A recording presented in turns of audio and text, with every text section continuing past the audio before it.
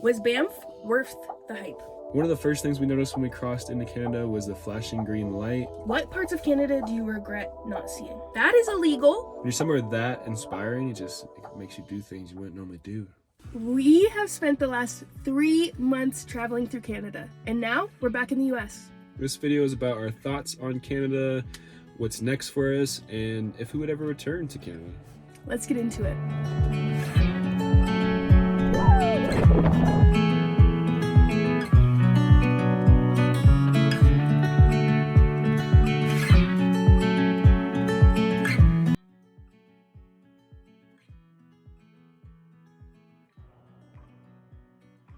We are currently in Utah, but we're getting ahead of ourselves. First, we want to talk about our initial thoughts coming into Canada. Canada has been a bucket list destination for us for a long time. We finally made it happen this summer.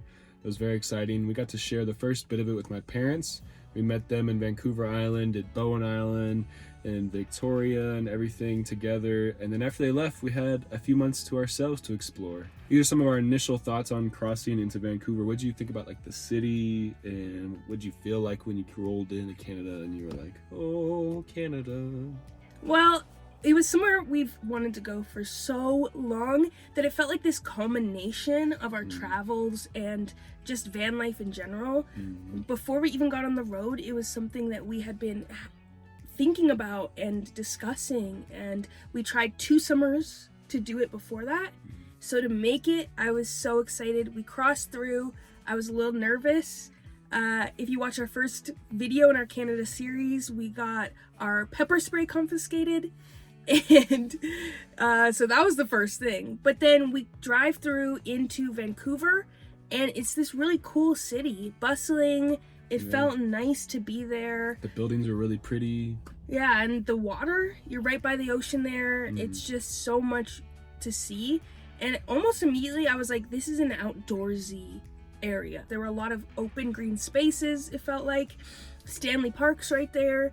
There was just so much to see initially. And then we went to Granville Island with Reed's parents, and we really liked that area too. We did so much with them. Really, if you haven't seen our first video in our series, that is a good one to watch because we went whale watching, all these other things. What were your initial kind of thoughts?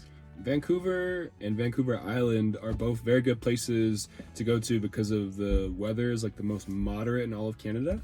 We were there in the summertime, so we didn't have to worry about the cold and whatnot until maybe a little later on in our travels. The city just felt special. Out of all the big cities we've explored, that Vancouver is one of my favorite. It stacks up there, right up there with all the other cities we've seen in the United States. There was a lot of different cultures there. You saw a lot of Persian grocery stores and markets, a lot of Chinese restaurants. So there was a huge influx of Asian culture in Vancouver, which provided a lot of good food. We ate very well there. So, it has the second largest Chinatown actually in all of North America. Yeah.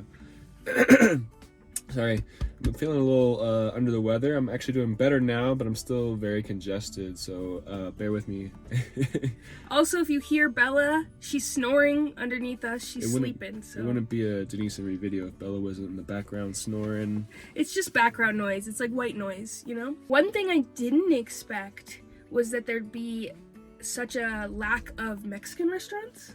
And tortillas, really. Specifically, finding tortillas in a grocery store was really hard. Places we went to, there was not good quality tortillas. That was definitely like something we were like, oh wow, like, you can't find them. A really cool part about Western Canada is the access to the outdoors, whether you're in a big city like Vancouver or a small city like, say, Revelstoke. The access to the outdoors is amazing there. We passed through Squamish. Almost immediately, we saw people windsurfing. Yeah, it's a very outdoorsy place. It's actually like the venture capital of the world, they call it.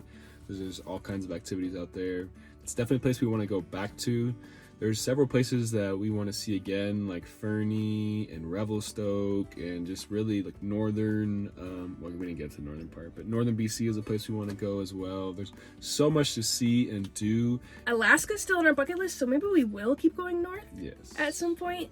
But there is so much. We were able to do some of the hikes we have always had on our list, like Joffrey Lakes. I'm sure a lot of you know about Joffrey Lakes and how beautiful that area is. Be aware that if you are going to go to Joffrey Lakes, you have to register, but it's a beautiful hike, so much to see there. One of the things about the lower mainland area is that there's a lot of people, so you have to make a lot of reservations. So these are very high demand areas that can be a little competitive at times to get to. But they are places you will absolutely love, just like we did. So we spent time there in BC, and we decided that we were gonna make our way to Alberta for my birthday. We were able to make it all the way to Yoho National Park, and then our van broke down. But there's a video on that if you want to hear all the nitty-gritty details about that. That area was absolutely beautiful as well. I mean, you're gonna hear us say that throughout the video. I think there is no place that wasn't gorgeous through our time in Canada. Yoho is special because it has the second largest waterfall in Canada. Then, though, after our van was fixed, we spent some time in Banff. And all of you, I'm sure, know plenty about Banff, and it did not disappoint. Somewhere that we didn't really know about before we got to that area was Canmore. And Canmore ended up being a really special area for us because that's where we kind of huddled down while our van was getting fixed, and then for a few weeks after that. Canmore was really hard to leave, honestly. It was so beautiful. That was where we embarked our journey to leave the country from, and it was kind of sad. I mean, Canmore will have a special place in our heart because of that. Let's break this video up. We've talked about a lot of different places, but let's do some rapid fire questions. What was your favorite thing to eat in Canada? Oh, whoa, that was a big rapid fire question.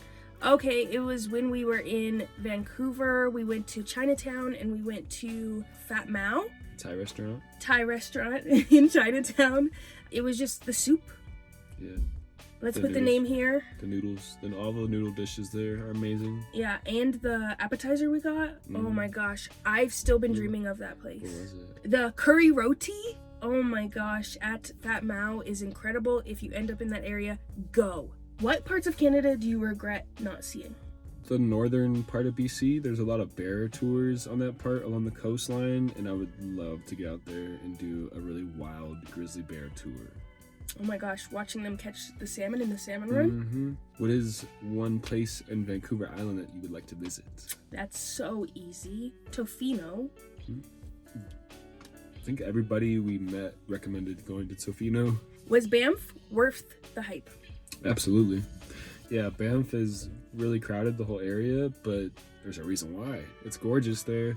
It is pretty much, the prettiest place we've ever seen. I mean, the whole surrounding area up to Icefields Parkway, that whole stretch from Lake Louise, it's gorgeous. Banff is definitely a must-see place, a bucket list place. When you hear about a place so much, you kind of think like, it can't live up to it, or it's too touristy, it's too this, it's too over, saturated.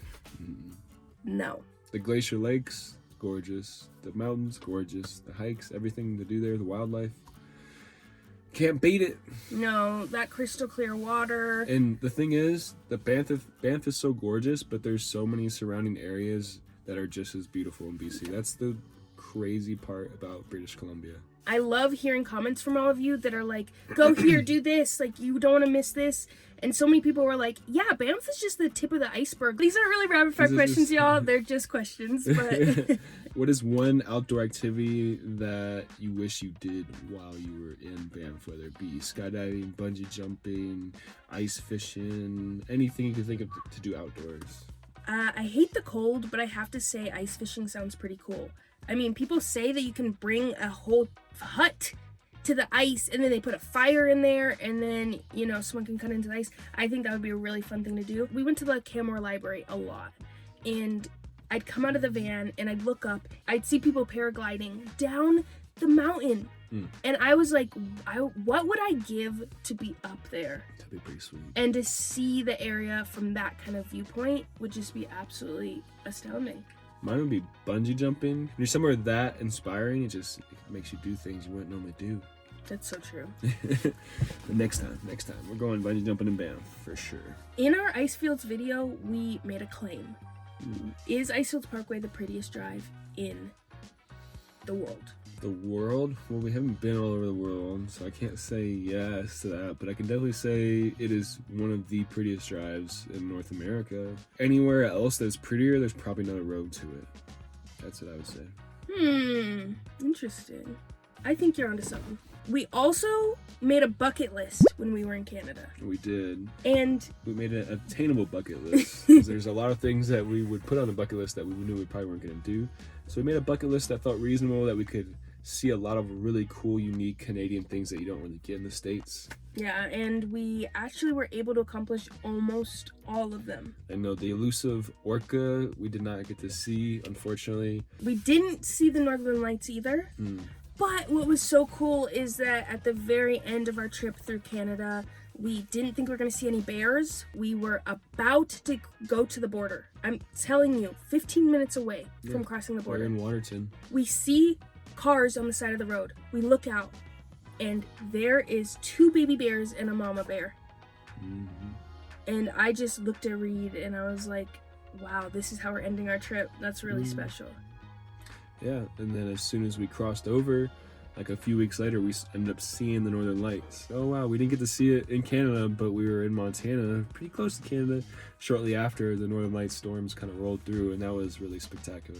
Yeah, ultimately it kind of wrapped up our time there. We still need to try the Ruffles brand of all dress chips. Yes, apparently Vicky's is not the brand to try. It's a kettle cooked chip versus the classic Ruffles. I think some people have said a different brand too. Let us know if you're Canadian, what is your favorite brand of all dressed up chips? Ruffles was a big fan favorite, so we're gonna have to try to find those here in the States and give you a little review. Definitely. Let us know what else we should put on our bucket list for next time we're in Canada, because this leads into if we're ever going back. Yes, we want to go to Eastern Canada as well, so feel free to give us recommendations for that. We want to go back, definitely, and we would love to do from west to east trip. Just Trans-Canada, follow the railroad, east to west, west to east, whichever way we can make it happen, that would be awesome. Dream come true, but like Reed said, please hype it up, give us some ideas, give us some places, make us just need to go to Canada. You know what I mean? So let us know. Let us know the places that we need to go. I need an IV with poutine right now. Oh, whoa. So there are some random things that we realized and noticed when we were in Canada. We're going to talk about that. One of the first things we noticed when we crossed into Canada was the flashing green light. Apparently this is a specific thing to the province of British Columbia, and each province has slightly different traffic laws.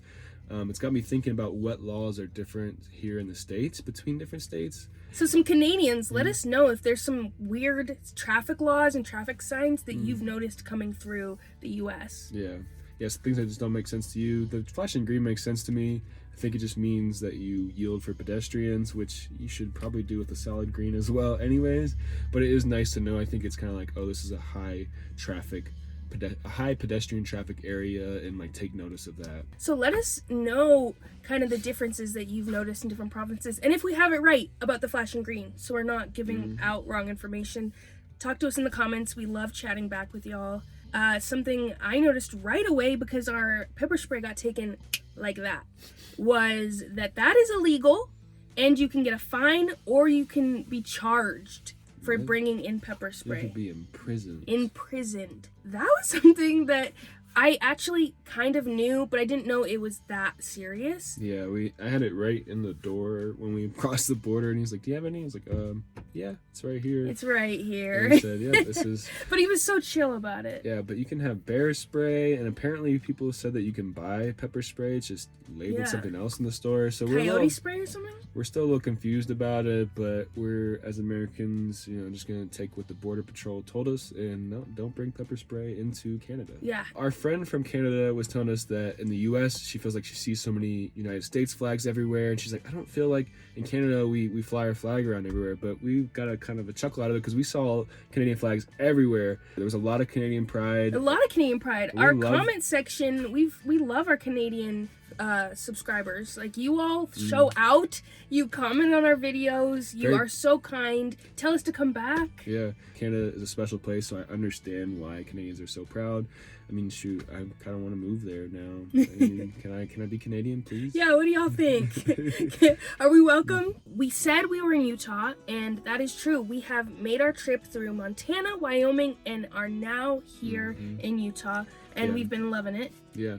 We did like a national park tour basically on the way down from Waterton into Glacier, you know, the International Peace Park, and then down through Yellowstone and Jackson, Grand Tetons, and now we've passed through Capitol Reef and some other beautiful places. It is a really gorgeous drive down. So while we loved Canada, the beauty has not stopped the whole way down. I mean, the West has a lot to see. We actually have a video coming out very soon about our trip down and mostly about our time here in Utah. We're with a caravan of friends, and we're going to some really cool places in Utah. We got to celebrate my birthday somewhere special. I'm really excited to share our Utah series with you. Keep watching, and next week we will share more about our time here in the US, because we're back, baby. We're going to be sharing more of our travels through the United States. Thank you for being here. We appreciate you all, and we'll see you on the next one.